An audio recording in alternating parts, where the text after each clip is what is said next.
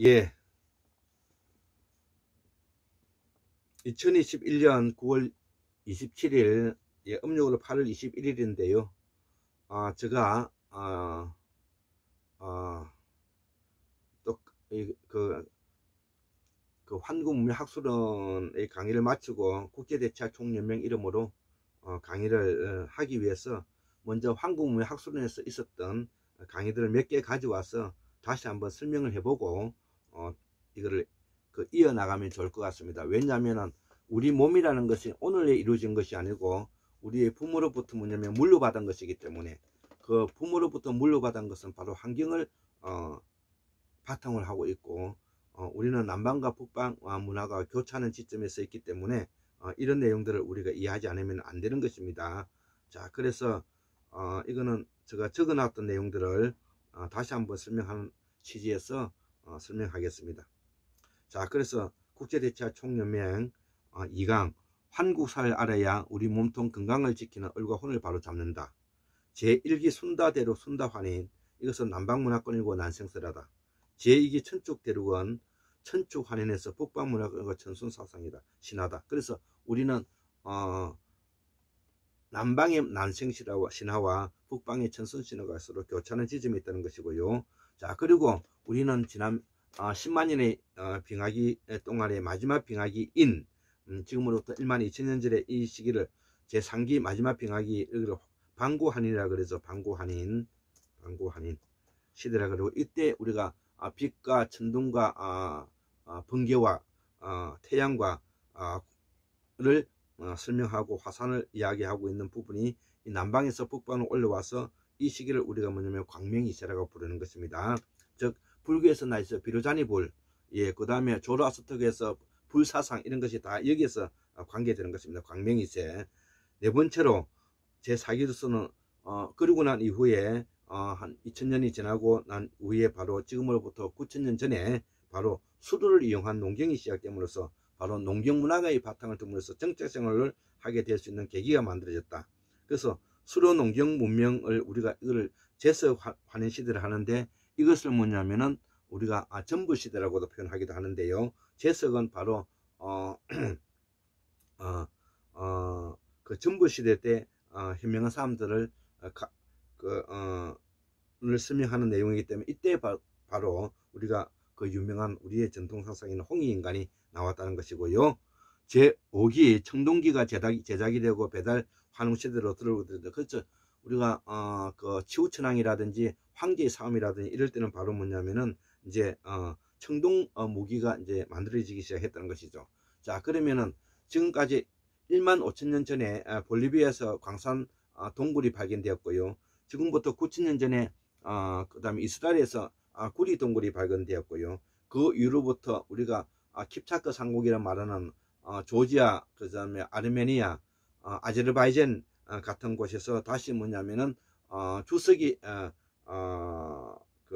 결합되고 연금술이 발달하면서부터 우리가 청동 제품이 만들어지기 시작했다. 이렇게 이제 이해하면 더 도움이 될 것 같습니다. 그래서 제5기 청동 제작의 배달 환웅 시대를 우리가 제세 이후하라고 한다 이거죠.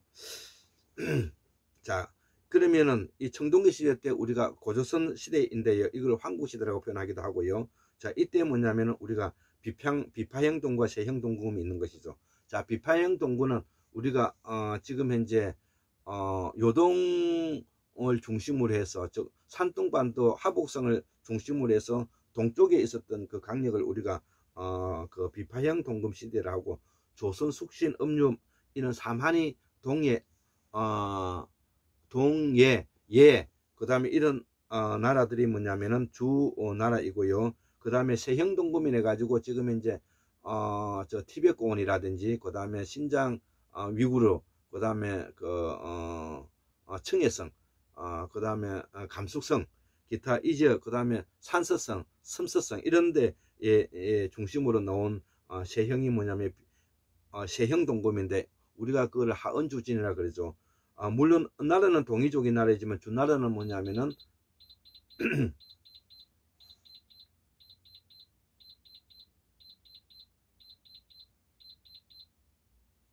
예, 준나라는 흉력의 나라이다. 이렇게 이제 이해하셔도 되는 것입니다. 그리고 진나라는 바로 또 동이족의 계열의 나라이다. 이렇게 이제 이해하시면 될 것 같습니다. 그래서 비파형 동궁과 세형 동궁은 바로 포함해서 이것이 뭐냐면은 우리가 고조선 강력이다. 그리고 그 고조선 강력은 바로 배들 황국의 강력이고, 배들 황국의 강력은 다시 뭐냐면 황국의 강력이다. 예, 우리가 삼위천국이라든지 흑수론이라든지 이거는 그 다음에 일어나는 이야기들이고요.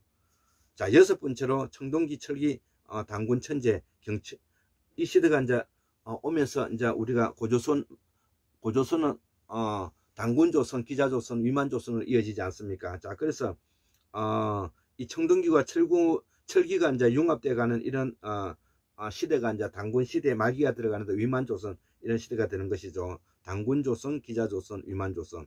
예, 그래서 위만조선이 BC 108년에 망하게 되는 것이죠. BC 108년에 망하게 되는데, 이때 제7기 BC 108년에 위만조선이 망하고 이제 열국시대로 들어선다는 것이죠. 조선, 숙신, 음류, 부유, 고려, 백제, 신라가야, 예, 맥, 옥조, 동연, 악약, 낭랑, 대방, 임둔, hen도 이런 것들이 다 뭐냐면은 고조선 강력이 무너지고 난 다음에 여기에 열국시대가 펼쳐져 있고, 이 강력은 바로 뭐냐면은 비파형 동궁 강력이고, 그 다음에 청동거울,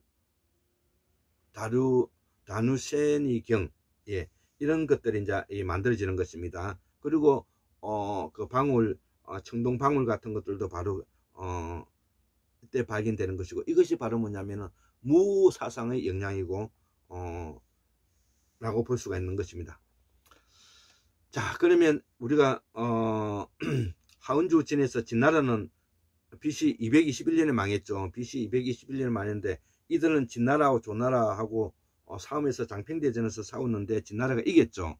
자, 이 진나라와 조나라는 다 동이족의 나라인데고요.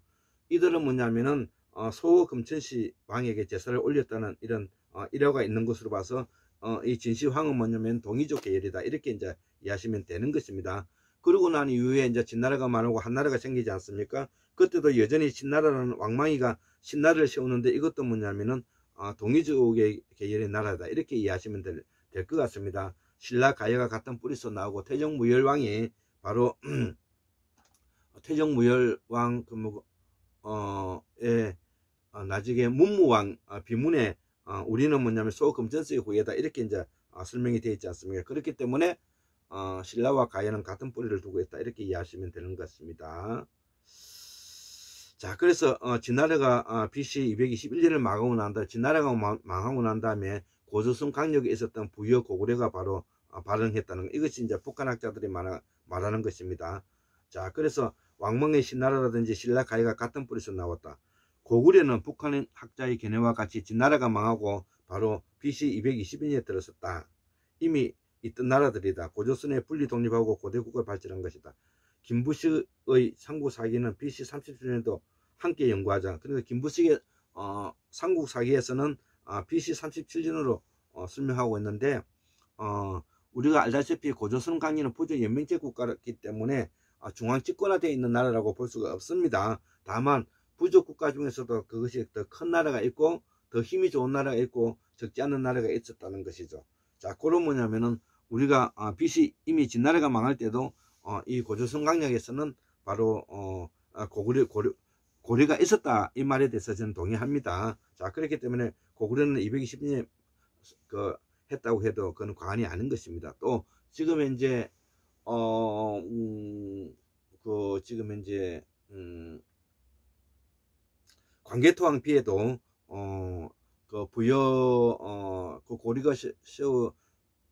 고구려 준몽 이전에 바로 해모수로부터 이어지는 5대가 부역의 계통이 있다는 것을, 우리가 이 부여가 바로 얘이기 때문에, 얘가 뭐냐면은 바로 일본의 외와 관계되는 사람들이기 때문에 같은 사람들인 것입니다. 이미 있던 나라이다는 것이, 자, 고구려도 고조선의 분리 독립하여 고대 국가를 발전하기 시작했는데, 김부식의 삼국사기가 BC 37년도 함께 연구해보고, 우리의 고대사는 하운주짐과 함께 우리 고대사의 편입시켜 공부해야 할 것이다. 이것이 제가 공부를 하면서 누구에게 제가 사사받은 것이 아닌데도 불구하고 오랜 시간 문화사 공부와 한국사 공부를 하다 보니까 그런 결과에 도달하게 되었다는 것입니다.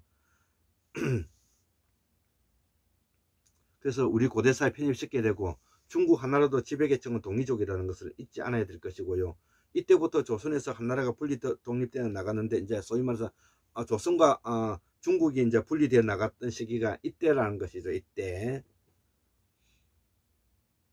마치 동해 예에서 일본이 외가 분리되어 나갔다는 것이죠. 신라 가야기가 일본 해가 뜨는 밑에 있는 나라를 우리가 니폰이라 그러죠. 니폰 그 다음에 뭐냐면 일본이라고 말하는지 일본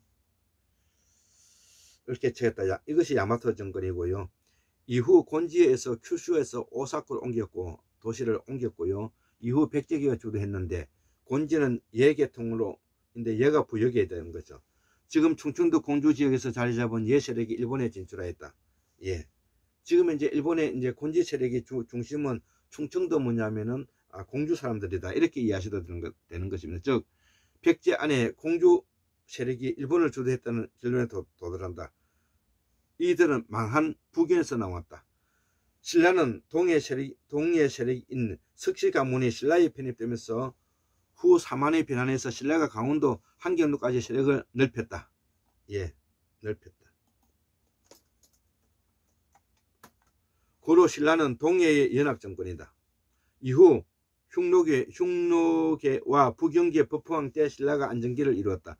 진흥왕 때 와서 가야를 병합하고 AD 562년에 병합하고 백제 건초왕은 AD 369년에 만이 이제 망하게 되었다는 것이죠. 그때까지는 이 만이 살아 있었다는 것입니다. 제13대 왕 그 건초고왕에 대해서 적고 있는 것입니다. 369년에 마한과 대방을 병합하고 372년 고구려의 평양성을 점령하여 고구원왕을 전상케 하였다. 이를 통해서 백제는 강력한 고대 국가의 기반을 마련하였다. 아직기와 왕인을 일본에 파견하여 박사 고흥에게 서기를 편찬하게 했다. 제위기간은 346에서 375년이다. 이후 AD 660년에 백제가 망했고 고려 마지막 가야가 망하면서 그리고 가야 세력이 일본에 가 있는 외 세력과 연합하여 일본이 야마토 조건에 세워졌다는 것이죠. 이후 일본은 조선대륙에서 열도로 이전하여 분국을 세웠는데 문화사적으로 볼 때 원 고조선의 뿌리 연맹체를 가진 마한과 가야가 한국의 민주제를 견인할 수가 있다. 이 점이 우리 역사를 알아야 되는 이유고 내가 여기에 이 글을 쓰는 이유가 있다는 것이죠. 그래서 우리가 바로 뭐냐면은 고조선의 마지막 강력인 마한 강력과 가야 강력이 가장 나중에 병합됨으로 인해서 이들이 가지고 있는 문화와 문명이 뭐냐면은 지금 현재 오늘날이 우리 한국의 민주화와 견인한다. 이렇게 이제 이해하시면 되는 것입니다. 예, 2021년 9월 27일 월요일 골장 김태수 두 손을 올립니다. 예, 강의 마치도록 하겠습니다.